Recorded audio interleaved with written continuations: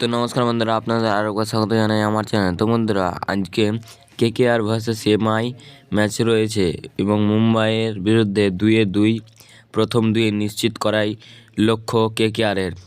Kolkata Knight Riders versus Mumbai Indians, Rajasthan রয়্যালসের একই point রয়েছে। নেট রান রেটে এগিয়ে কেকেআর, একটা জয়ে 18 পয়েন্ট হবে। রাজস্থান ও সানরাইজ ছাড়া আর কারো পক্ষে 18 পয়েন্ট পৌঁছানো সম্ভব নয়। নেট রান রেটও বাড়বে, প্রথম দুয়ে থাকাও কার্যত নিশ্চিত হয়ে যাবে। এরপরে কেকেআরের হাতে দুটি ম্যাচ থাকছেই।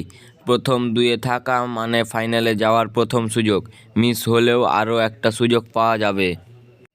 ইন্ডিয়ান প্রিমিয়ার লিগে এ মরশুমে নতুন অনেক কিছুই হচ্ছে কলকাতা নাইট রাইডার্স শিবিরে। গত কয়েক মরশুমে ধরেই ট্রফির অপেক্ষা, এবার সেই পথে ঠিকঠাক চলছে কলকাতা নাইট রাইডার্স।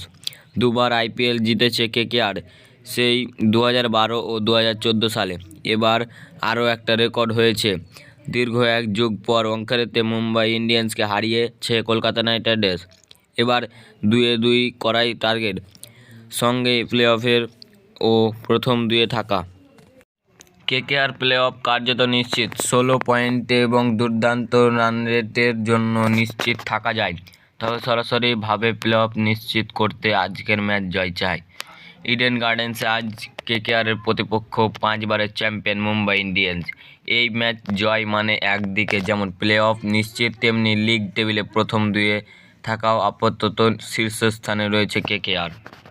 রাজস্থান রয়্যালসের একই পয়েন্টে রয়েছে। নেট রান রেট এগিয়ে কেকেআর, একটা জয়ে 18 পয়েন্ট হবে। রাজস্থান ও সানরাইজার্স ছাড়া আর কারো পক্ষে 18 পয়েন্ট পৌঁছানো সম্ভব নয়।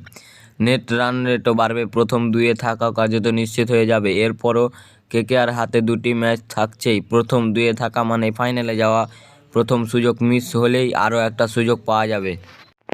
অ্যাওয়ে ম্যাচে মুম্বাই ইন্ডিয়ান্সকে হারানো বেশ কিছুটা আত্মবিশ্বাসী কলকাতা নাইট রাইডার্স। ব্যাটিং বিভাগ দুর্দান্ত পারফর্ম করছে, বেশ করে বলতে হয় ফিল সল্ট ও সুনীল নারিন ওপেনিং জুটির কথা। তেমনি বোলিং আক্রমণও ধারাবাহিক। প্রতিপক্ষ মুম্বাই ইন্ডিয়ান্সের প্লে অফ স্বপ্ন শেষ।